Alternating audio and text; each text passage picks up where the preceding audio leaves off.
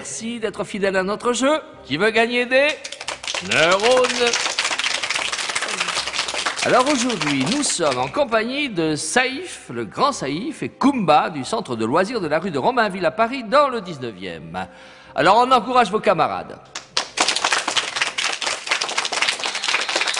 Alors je vous rappelle que c'est un jeu où il n'y a rien à gagner, il y a tout à comprendre. On ne gagne pas d'argent, mais on apprend plein de choses.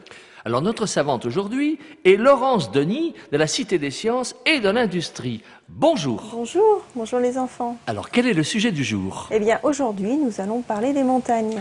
Des montagnes. Alors dis-moi Kumba, est-ce que tu es déjà allé à la montagne? Oui, je suis partie au ski à Vorias, dans les Alpes. Au ski à Vorias, au ski.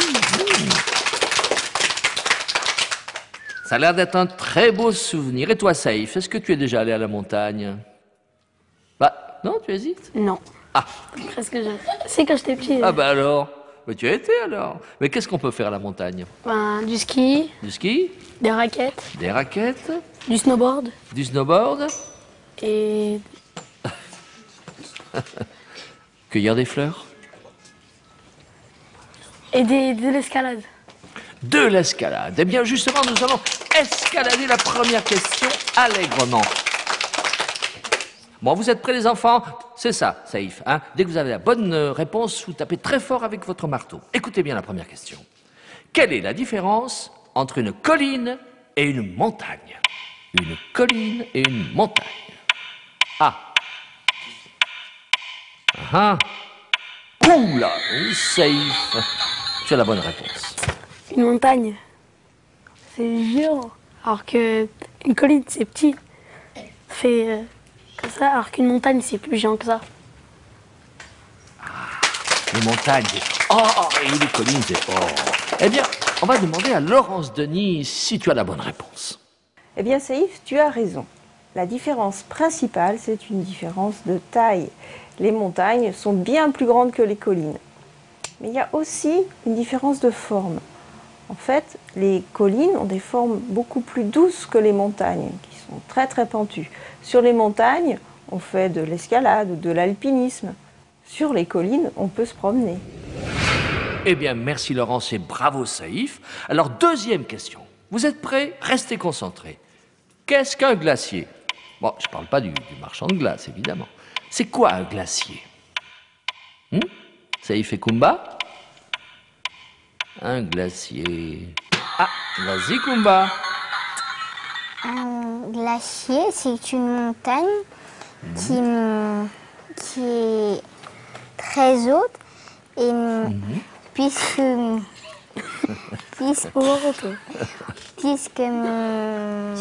Oui. elle est haute, bah, il fait froid et puis il y a de la neige qui tombe et ça devient de la glace qui après devient de l'eau.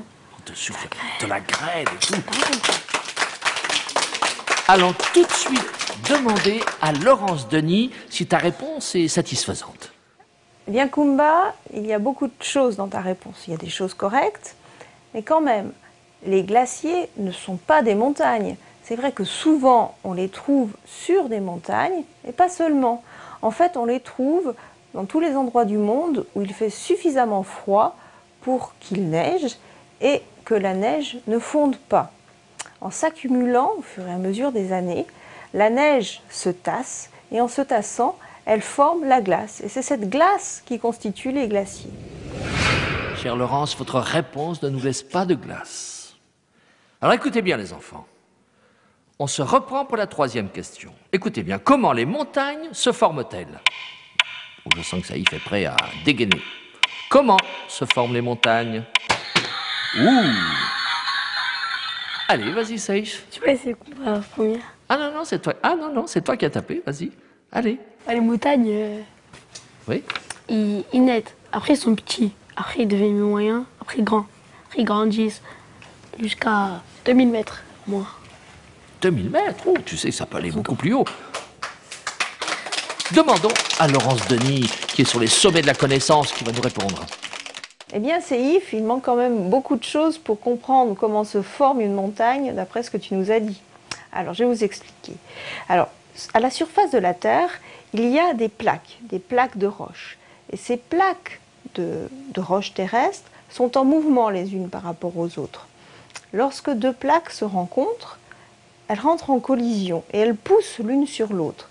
Donc ce mouvement va finir, vous imaginez, par créer une montagne qui monte, qui monte. Évidemment, ce mouvement, comme je vous l'ai dit, est très lent, donc on ne voit pas apparaître les montagnes. Et il faut vraiment des années pour que naisse une montagne. J'ai suivi vos mains, chère Laurence, et j'ai tout compris. Alors les enfants, dernière question. Écoute, mais qu'est-ce qui se passe, Yves, tu joues au tennis? Bon, c'est pas le moment. Écoutez bien la dernière question. Pourquoi est-il plus difficile de respirer en haute montagne qu'au bord de mer? Oui, Kumba. Vas-y. Parce que quand tu vas dans une montagne, Oui. tu t'élèves et puis tu montes plus haut, puis tu as du mal à respirer parce que tu te rapproches Oui. des nuages où tu peux presque plus respirer, ou même un peu plus haut, donc tu te rapproches de la galaxie et tu peux plus trop respirer. Alors qu'en bord de mer, t'es en bas, C'est en bas. t'es sur la terre, donc t'arrives bien à respirer que quand t'es en haut d'une montagne. Voilà. Écoute, ce que j'ai bien compris, c'est que quand on se rapproche des galaxies, nous allons écouter la réponse de Laurence Denis. Et merci, Kumba, pour ta réponse. Eh bien, Kumba, ce que j'aime bien dans ta réponse, c'est que tu nous parles, même sans le dire, d'altitude. Effectivement, c'est parce qu'on monte de plus en plus haut qu'en haut des montagnes, eh bien, on a du mal à respirer. Mais pourquoi, en fait? Eh bien, tout simplement parce que lorsqu'on respire, on a besoin d'aspirer l'oxygène de l'air. Et en haut des montagnes, quand on monte en altitude, eh bien, il y a moins d'oxygène. Eh bien, merci. Avec vous, nous nous sommes rapprochés un peu plus des sommets de la connaissance. Et c'est ainsi, malheureusement, que se termine notre jeu. Nous avons joué sérieusement, nous ne nous sommes pas pris au sérieux, on s'est bien amusé.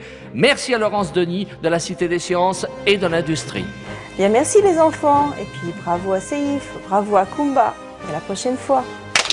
Oui, bravo à Kumba et Seif, et merci au Centre de loisirs de la rue de Romainville à Paris dans le 19e à ses animateurs. Et à la prochaine fois.